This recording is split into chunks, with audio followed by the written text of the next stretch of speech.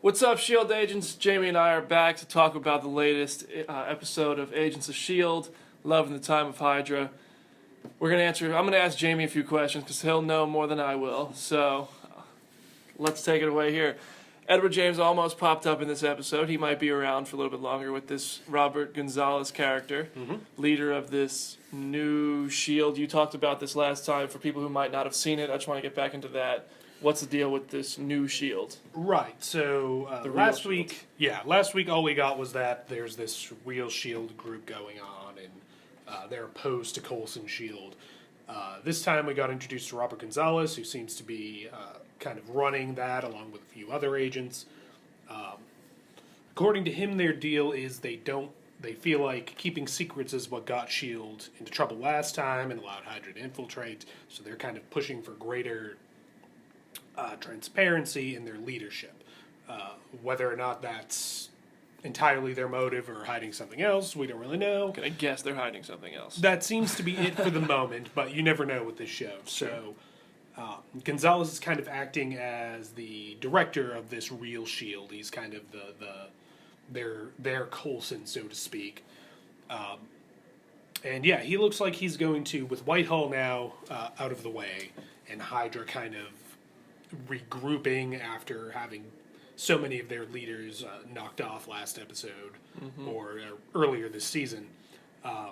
It looks like this real S.H.I.E.L.D. is going to be the new opposition for Coulson for a while, if not for the rest of the season. Interesting. Do you know how many more episodes we have off the top of your head? I want to say between, I can't remember if it's 20 episode season or 24, so that'd be either 6 to 10. I can't remember exactly. All right.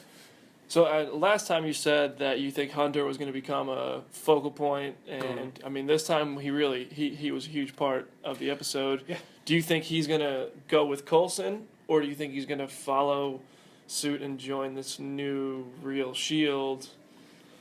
Well, it's this is definitely the most agency Hunter's had since the first episode or two, where he was still dealing with what happened to Agent Hartley and all of that. Right now, he seems to be siding with Coulson. We saw him take off the ship. He's theoretically going back to warn Coulson about what's going on. But he's got a lot of things tied up here. Right now, he's kind of reacting. He's angry that he was lied to again. Yeah. He's angry at Bobby for what he sees as sabotaging their relationship again. So right now, he's siding with Coulson. However, with Bobby on that side and with Gonzalez having ties to Hartley, you never know how they might talk him into swapping sides. There's also the potential, I can definitely see Hunter siding with Coulson, but if something were to happen to Bobby, if she were to get hurt for some reason in this kind of inter-S.H.I.E.L.D. struggle, I can see him swapping sides or just going against all of them because he's angry about that. It really all comes down to, he's a mercenary. He doesn't have he seems to be loyal to Coulson for now, and I don't think that he's necessarily trying to hurt Coulson, but he has been a mercenary. He's not a long-standing S.H.I.E.L.D. agent. I think his loyalty is more to himself and his friends and those relationships than to S.H.I.E.L.D. as an organization. And he's built a relationship with Coulson to a certain extent. It just depends on how deep that goes compared to his relationship with Bobby and Mac and the rest of them. Sure. Yeah, that'll be interesting to see how it plays out. If he's gonna flip-flop or just go, he's gonna be pretty torn. Now we got these casts on Skye. They're still progressing. They're like evolving. And last week we talked about how she's gonna be the show's version of Daisy Johnson, Quake. Right. But we also found out they have this side effect. And I know you kind of have a theory about what the side effect might be and the progression of these gauntlets. So. Well, so Simmons designed the casts that we saw last week, and this week, when Coulson dropped Skye off at this kind of safe house cabin in the woods, he gave her these new, they're kind of more gloves, less cast, more gloves, which is a step, kind of an in-between step between cast and gauntlet, which is the full deal. Saying that they'll do an even better job of helping her control her powers. He said there were these side effects. He didn't explain what they were. I would imagine if they're that worried about Skye, And especially considering Simmons is designing these things, and she's been very, on the fence about what to do with Skye, that whatever the side effect is, it's probably, I imagine, some sort of fail-safe, something they can trigger to knock Skye out without having to rely on her to use an icer on herself again or something like that. That'd be my thought. It's kind of a funny wording to call that a side effect. Do you think of a side effect? Do you think it's something kind of like if she used that the powers, happens? it could... Right, that happens automatically rather than something they have to trigger. But even if that's not specifically what he was talking about, I would think that might be something included with the gauntlets, as much for her safety as for anybody else, as you would think. Mm-hmm. So Fitz wants to help her. Right. And Simmons thinks she's more like the Hulk than Thor. Right. Like, she can't be tamed. She's going to hurt people more than she's going to help people. Do you think they're going to be button heads on that? Probably. I mean, Fitz and Simmons have been through a lot. They've very much been...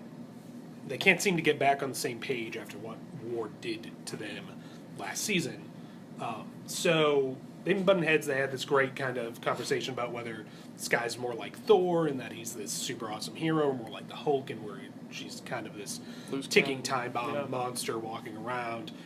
And I can definitely see that being a point of conflict. It's interesting that Fitz sees her as this kind of superhero already, because if those, like we were talking about, the gauntlets being developed, in the comics, Daisy Johnson used them as kind of a way to focus her powers and use them more effectively. So if they're going to go that direction, Fitz may end up, you can kind of see him taking over the development of them to push them in that direction, if that's what's going to happen. Mm-hmm. So you can kind of sense the seeds of that there, maybe.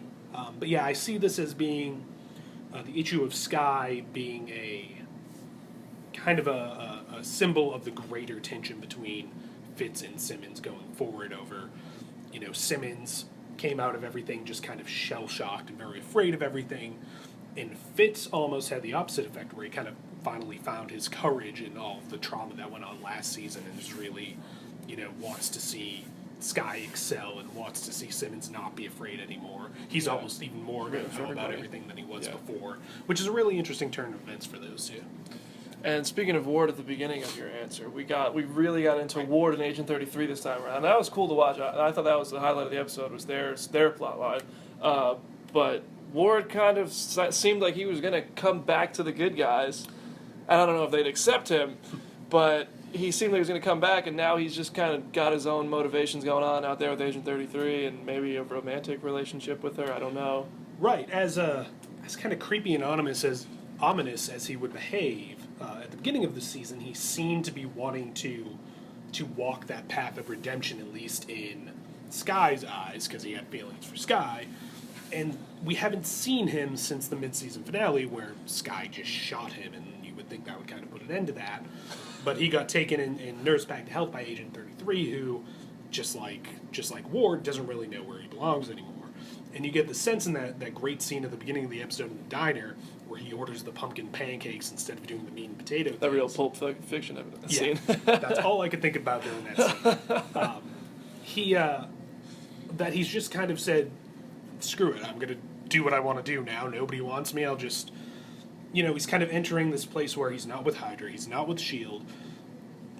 You get the sense that he has given up on a relationship with Skye. I don't know if he's necessarily given up, if he's let go of her, if he might come back for some sort of revenge or something like that. I don't know. But he does seem to have this relationship going with Agent 33, a kind of almost codependent romantic relationship where they both kind of need each other, and you can see Ward kind of taking on this almost. He's almost becoming the Garrett to her what he was to Garrett.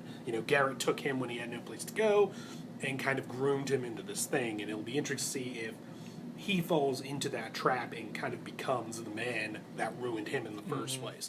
But right now he's in this kind of interesting, like, wild card space where he could go either way. You get the feeling that if Coulson needed help badly enough, he might be able to convince Ward to help him. Yeah. But at the same time, Ward definitely doesn't feel any allegiance to Coulson. Yeah. He might still feel some allegiance to Skye, but you get the feeling that bridge is also... Well, Coulson would probably be smart enough to send Skye to recruit Ward.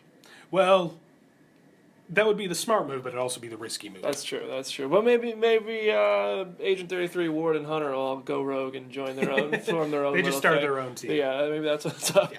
Anyway, so if you have any questions about Agents of S.H.I.E.L.D., leave them in the comment section. We'll try to get to them next week. Other than that, thanks for watching. Hope you learned something. Jamie knows it all over here.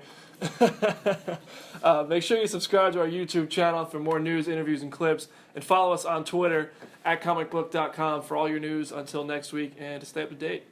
That's the thing.